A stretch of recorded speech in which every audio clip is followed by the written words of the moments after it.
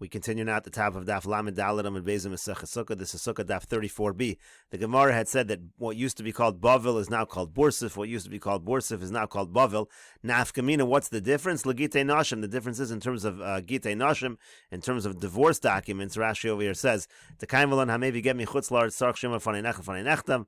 There's a halacha, if you bring a get from chutz la'aretz, you have to say that it was written in front of me and signed in front of me. There's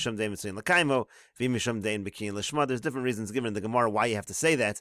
And the halach is, if you bring a get from Eretz Yisrael, you don't need to say anything. We know everyone knows how to write a get l'shma.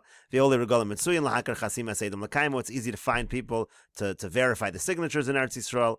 The Gemara over there says in Gittin, Bavel, Eretz Yisrael, Gittin, that Bavel has the same halacha as Eretz Yisrael when it comes to this halacha.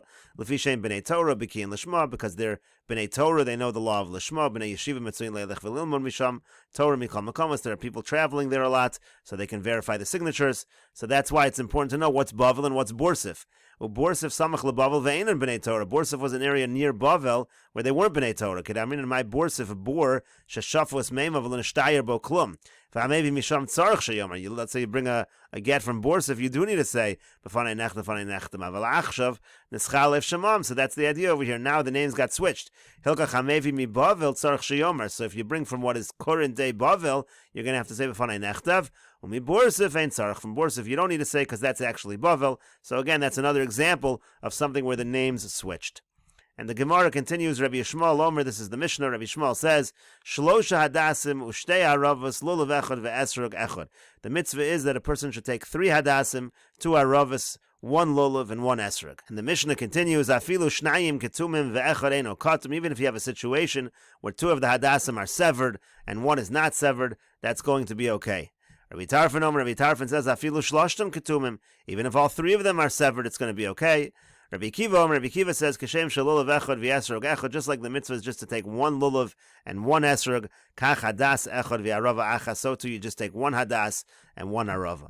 And the Gemara says, Tanya, we learned in a brayso, Rabbi Yishmael Omer, Rabbi Yishmael says, Pri-eitz hadar echad. It says Pri-eitz hadar, that just means 1 esrog. Kapos tamarim echad, also it says kapos tamarim. It's written as kapas, like singular. It just means 1. Anaf eitz avos. It says anaf eitz avos, so that's shlosha. As Rashi explains, anaf eitz and avos, that's 3 words, indicates that you should bring 3. Arvei nachal shtayim, and it says arvei nachal, and that is a plural, and it indicates that you should bring 2. Ve'afilu shnayim ketumim ve'echad sheino katum. And again, like we said before in the Mishnah, when it comes to the hadasim, even if 2 of them are severed and 1 of them is not, you can bring it like that. Rabbi Tarfon Omer, Rabbi Tarfon says shlosha ve'afilu shloshtan ketumim. You bring 3, and even if all 3 of them are severed. Rabbi Akiva Omer, Rabbi Akiva says kashem shalulav echad v'esrog echad kachadas echad v'arava achas, just like 1 lulav, 1 esrog, so to 1 hadas, 1 arava. Again, same as our Mishnah. Amar lo Rabbi Eliezer. Rabbi Eliezer said to him, Yachol esrog imahen ba'aguda achas. I might have thought that the esrog should be bound together with everything, just like the lulav and the hadasim and the aravas are bound together, so to the esrog. Amrit, so you say the following logic.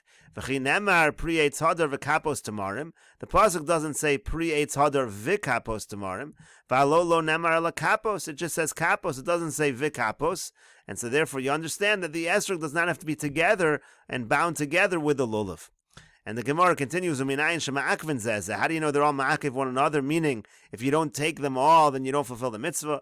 Talmud lomer lakachtem, it says lakachtem shetei lakichatama. You have to take them completely, meaning you have to take all 4 minim in order to be yotzei the mitzvah.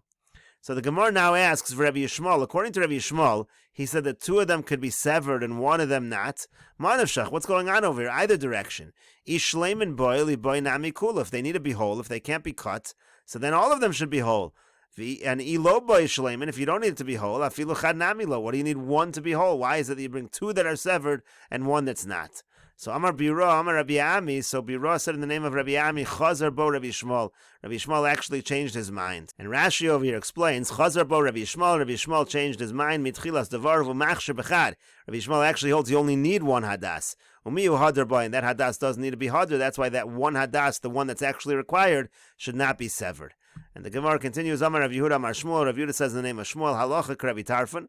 The halacha is like Rabbi Tarfon. Rabbi Tarfon again said you need 3 and they can be severed. V'yaz Shmuel Atayme, and Shmuel follows his reasoning. The Amar Lu Shmuel Lahanu de Mezavni Asa. Talsa, because Shmuel said to those who were selling the Hadassim, Ashvu Zavina, when you sell the Hadassim, you have to sell it equal to their value, meaning don't charge so much for the Hadassim you're selling. Vilon, if you don't listen to me, Darishna Lechuk Rabbi Tarfon, then I'm going to say the halach is like Rabbi Tarfon, then it can be severed, and that's going to really lose you money. So the Gemara says, my time, what's the reason that Shmuel said this? Now, if he's just trying to say that he's going to be more lenient, so Validosh look Rabbi Akiva, why doesn't he say, you know what I'm going to do? I'm going to say like Rabbi Akiva that you only need one hadas. To mekel tvei, that's even more mekel. So the Gemara explains, no, it's not really more mekel. Talasa ketume shchichi. To find 3 that are severed is actually easy to find. Chad v'lo katam, but to find 1 that's not severed, lo shchiach, that's not so common, that's harder. So that's why he told them, if you don't sell it at a fair price, then I'm going to say the halacha. Again, I'm going to say that the halacha is like Rabbi Tarfon, that you might require 3, but they can even be severed. That's very easy to find, and therefore that's going to bring down the prices. And the Gemara continues with the Mishnah, Esrog hagazel v'hayavesh pasel. If you have an esrog that's stolen, or you have an esrog that's dried out, it's pasel. Shel asheira v'shalir anidachas pasel. If it's from an asheira tree, or if it's from an Iranidachas, again, a city that's going to be destroyed due to Avodah Zarah, that's pasel. Shel Orla pasel. If you have an esrog of Orla, that's the first 3 years where the food is prohibited to be eaten, that's pasel. Shel Truma Tameya, if you have it of Truma, and it's not only is it Truma, but it's also Truma that became Tameh, pasel, such an esrog is pasel as well. And the Mishnah continues, Shel Truma Tahor, if the esrog is Truma, but it's pure, lo yito, you shouldn't take such an esrog. V'im not al kosher, but if you do use it, it's kosher. Shel Demai, let's say you have an esrog of Demai. Demai is a situation where you're not sure. It's from an Amoritz. You're not sure if the proper meiser has been taken off. Beis Shammai poslin, Beis Hillel machshir, and Beis Shammai say such an esrog is posel. Beis Hillel say kosher. Shel Meiser Sheni b'Yerushalayim. Let's say you have an esrog of Meiser Sheni in Yerushalayim. Now, if you have it in Yerushalayim, technically you can eat Meiser Sheni in Yerushalayim. Lo yitol, you shouldn't use such an esrog for the mitzvah. V'im not al kosher, but if you did use it for the mitzvah, it is kosher. Also, chazazis al ruba. Let's say you have a situation where a blemish, these boil-like blemishes, they appear on the majority of the esrog. Natla pitmasa, if the pitum of the esrog comes off. Niklef, if it's peeled. Nistak, if it's a split. Nikav, if there's a hole. V'chaser kolshu, it's missing a little bit. Pasel, all of these cases are pasel. Also, chazazas al miyuto, if the blemish is on a minority of the esrog. Not al uktso, let's say the oketz is taken, that's the other side, not the pitum, but the stem on the other side. Nike velo chaser kolshu, let's say there's a hole in the esrog, but it's not missing anything. In all of these cases, kosher, it's going to be kosher. Esrog hakushi pasel. If you have an esrog from Kush, then that's going to be pasel. Rashi over here says hakushi sheba me'er, it's Kush v'shachru. They came from the land of Kush and they were black, so it wasn't kosher. Just take a look one Rashi back. Nital ukso zinavo. That's not the pitum, but that's the tail, so to speak, of the esrog. Kamo b'ukse te'enim. Like we said, if the uketz it's taken, that's still going to be kosher. V'hayara kakarti. What if you have a situation where it's where the color of the esrog is green, and it's green like karti, like a leek? Rabbi Meir machshir, Rabbi Yehuda posel. Rabbi Meir says that's kosher. Rabbi Yehuda says pasel. Shir esrog hakatan. What's the minimum size of an esrog? Rabbi Meir omer ka'egos. Rabbi Meir says it's the size of a nut. Rabbi Yehuda omer kebetza. Rabbi Yehuda says it's kebetza, the size of an egg.